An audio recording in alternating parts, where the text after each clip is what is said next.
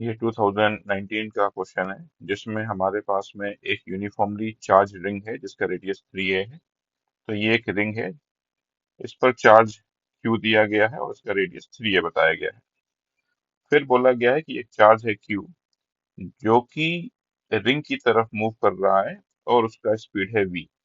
तो ये रहा चार्ज, वो रिंग के सेंटर की तरफ मूव कर रहा है, उसका स्पीड है v। और इस चार्ज की इस सेंटर से दूरी भी 4a क्वेश्चन में दे रखी है।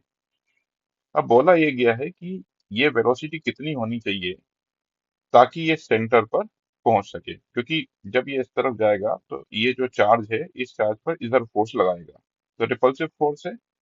तो इस फोर्स की वजह से ये जो वेलोसिटी है धीरे धीरे कम हो जाएगी।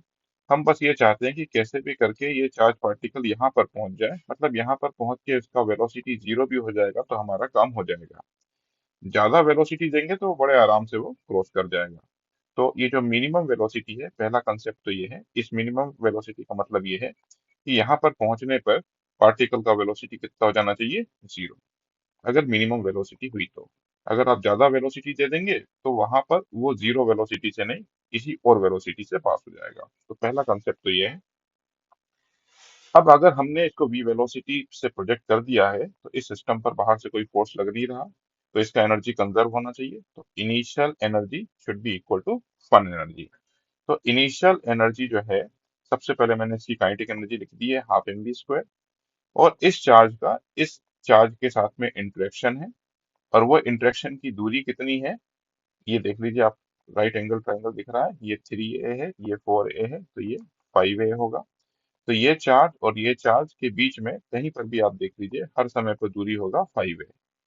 तो Q चार्ज और उनके बीच की दूरी 5a, ये इनिशियल एनर्जी लिख दी मैंने। जब चार्ज पार्टिकल यहाँ पर पहुंच जाएगा तो उसकी वेलोसिटी जो है वो जीरो है।